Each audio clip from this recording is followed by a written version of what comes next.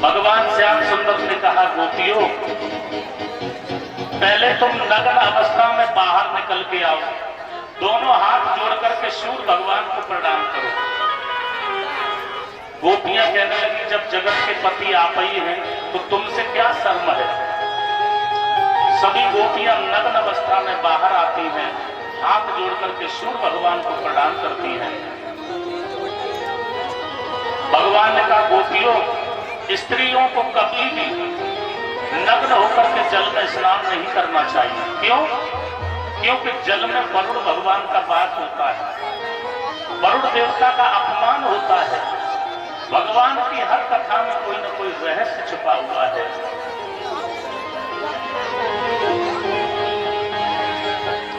इसके बाद में भगवान ने गोपियों को ज्ञान दिया। फिर वही समय आया, माह का महीना था, गोपियां महाराज का इंतजार करने लगी। भगवान कृष्ण ने उसी समय सुंदर बंसी को बजाया।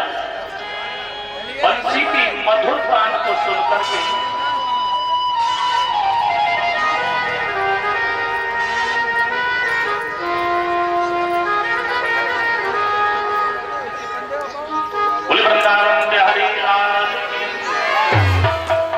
भगवान ने जब बंसी को बजाया, गोपियों ने जब ये देखा तो गोपियां सब मंत्रमुग्ध हो गई।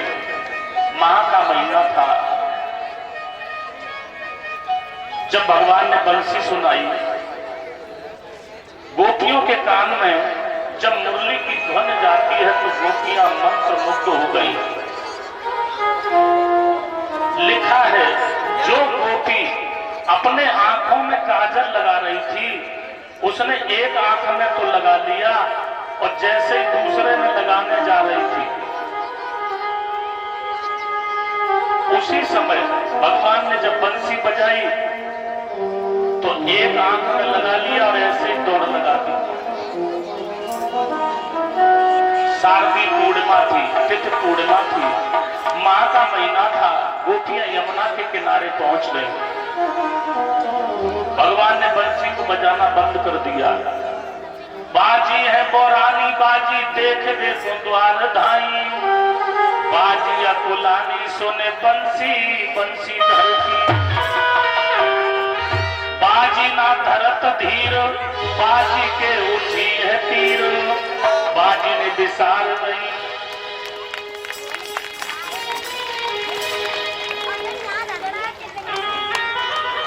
ये अंशुल भैया अमुक मुद्रा की माल्यार्पण करके स्वागत सम्मान करते हैं। परमात्मा से ही कामना है, प्रभु सद्बुद्धि बनाए रखे, सुख शांति रखे। जय श्री राधे, जय गोविंद।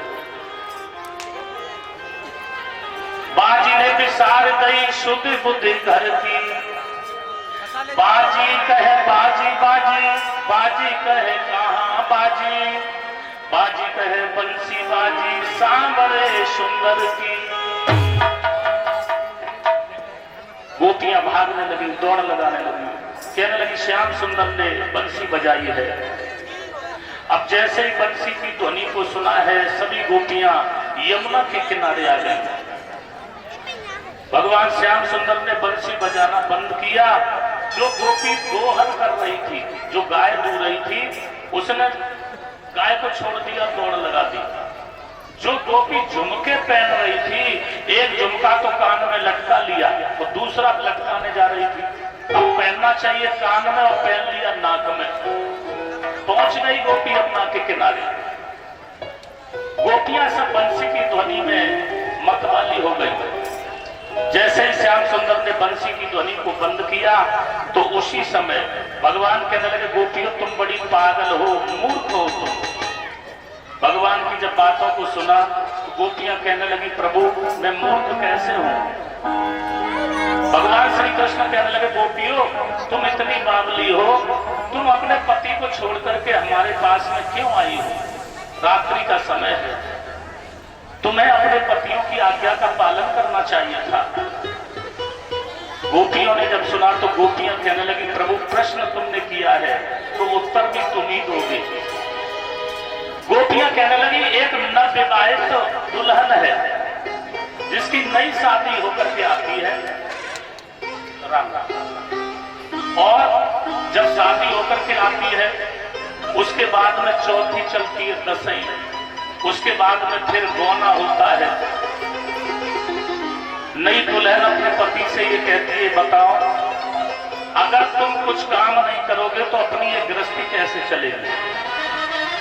पति कहने लगा बात तो ठीक कह रही हो, अब काम के लिए तो कहीं नौकरी के लिए जाना पड़ेगा, नौकरी के लिए बाहर जाना पड़ेगा, और जब हम नौकरी के लिए जाएंगे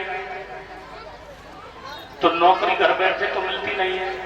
पत्नी हाथ जोड़ करके बोली हे प्राणेश्वर, हे स्वामी, अगर तुम हमें छोड़ करके नौकरी करने चले जाओगे तो हम तुम्हारे बगैर जिंदा कैसे रहेंगे, हम तो मर जाएंगे, क्योंकि बिना तुम्हारे ना हम कुछ खाती हैं ना पीती हैं। पति ने कहा चिंता मत करो, नौकरी तो करनी पड़ेगी, लेकिन हम जा रहे अपना फोटो तुम्हें दे जाएंगे, और जब तुम खाना खाओ तो थोड़ा घोंट के चढ़ा दिया करना, समझ लेना कि हमने भी खा लिया, पानी पियो तो पानी चढ़ा दिया करना। पत्नी वही करने लगी जो पति ने बताया। एक दिन की बात है, बात हो रही है गोपियों की और कृष्ण से।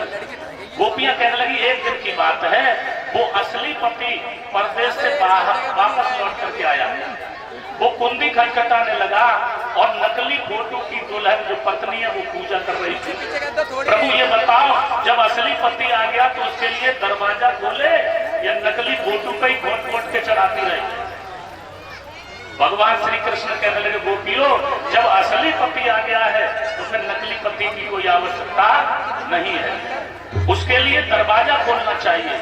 गोपियां हाथ जोड़ करके बोली प्रभु आपने ही प्रश्न किया और उत्तर भी आपने ही दिया है, क्योंकि आप जगतपति हैं, आप असली पति हैं, हम जिन्हें छोड़ करके आए हैं ना वो केवल एक ही जन्म के पति हैं और आप जन्म जन्मांतर पति हैं, इसलिए हम फोटो को छोड़ करके असली पति के पास में आए हैं, तो मैंने कौन सा गुनाह किया है।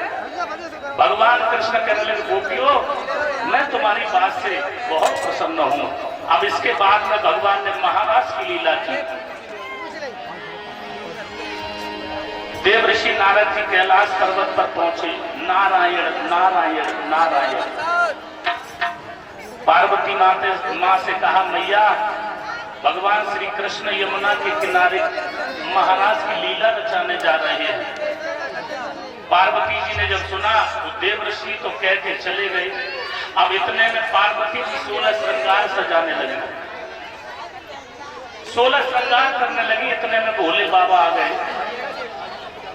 भोले बाबा ने पूछा पार्वती कहाँ जा रही हो? पार्वती जी आज इतना क्यों सज रही हो, क्यों संवर रही हो? पार्वती जी कहने लगी तुम्हें मालूम है भगवान श्री कृष्ण महाराज की लीला रचा रहे हैं, मैं वहीं जा रही हूं। भोले बाबा कहने लगे पार्वती जी मुझे भी साथ में लिए चलो। पार्वती जी बोली प्रभु वहां केवल गोपियां जाती हैं, गोपियां, स्त्रियां, पुरुषों का कोई काम नहीं। भोले बाबा कहने लगे पार्वती मुझे भी गोपी बना दो, मुझे भी स्त्री बना दो। गौरा मैया बोले मैं तुम्हें बना तो दूं, साड़ी लपेटनी पड़ेगी, बिछिया दबाने पड़ेंगे, लिपस्टिक लगानी पड़ेगी, बिंदी लगानी पड़ेगी, जितनी माताएं श्रृंगार करती है सब कुछ करना पड़ेगा, चूड़ियां पहननी पड़ेंगे। भोले बाबा कहने लगे गौरा मुझे सब पहनाओ लेकिन मुझे ले चलो। भागवत जी में लिखा है भोले बाबा का 2.5 हाथ का गाड़ा और साड़ी होती है 5 मीटर की। जैसे तैसे पार्वती जी ने टांका लगा लगू के तैयार किया। अब आगे आगे भोले बाबा है और पीछे पीछे पार्वती जी है। लेकिन जब महाराष्ट्र में प्रवेश किया तो आगे पार्वती जी हो गई और पीछे भोले बाबा को कर लिया। अब जैसे ही महाराष्ट्र में प्रवेश करने के लिए हुए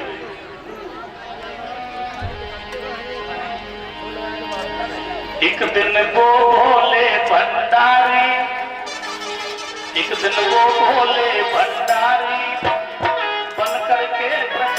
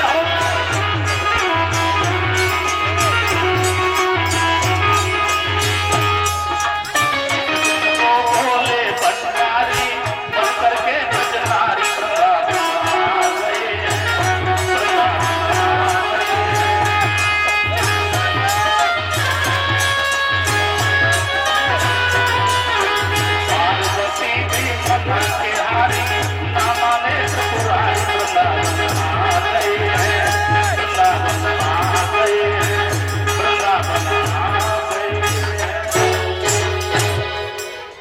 बोले शंकर भगवान की।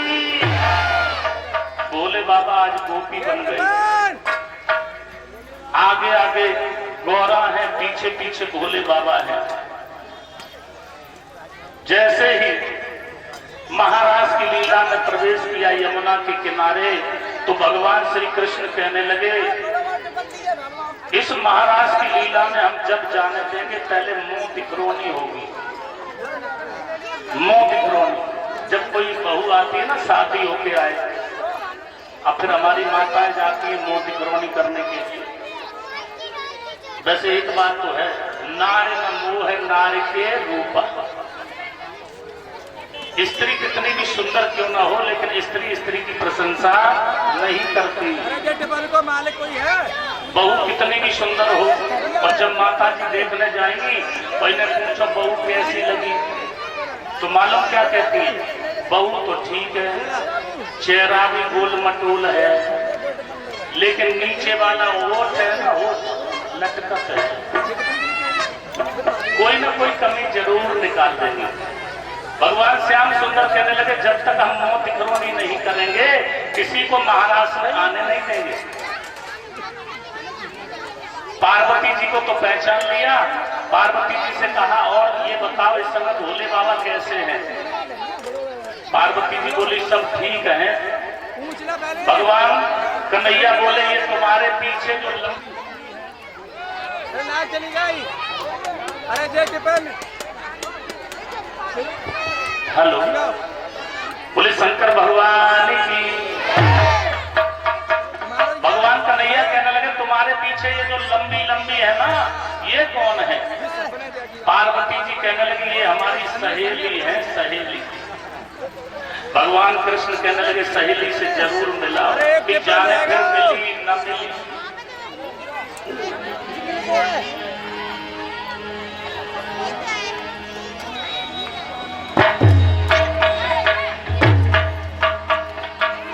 आज उसी समय भगवान ने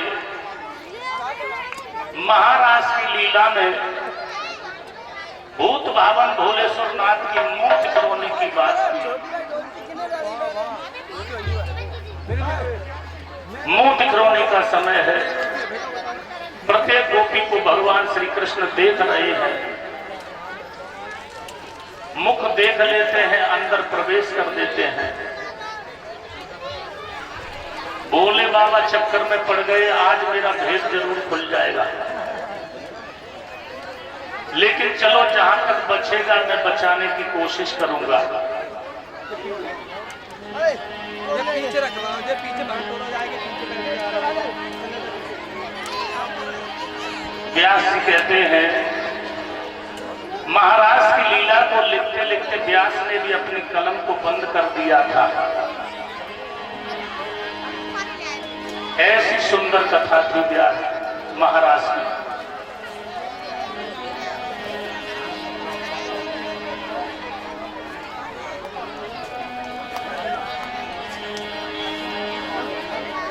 सभी गोपियां एकत्रित हो जाती हैं।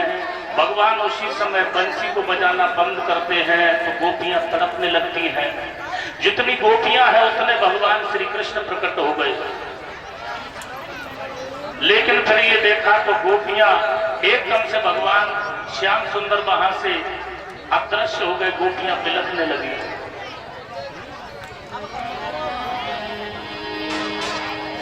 गोपियां बिलखने लगी,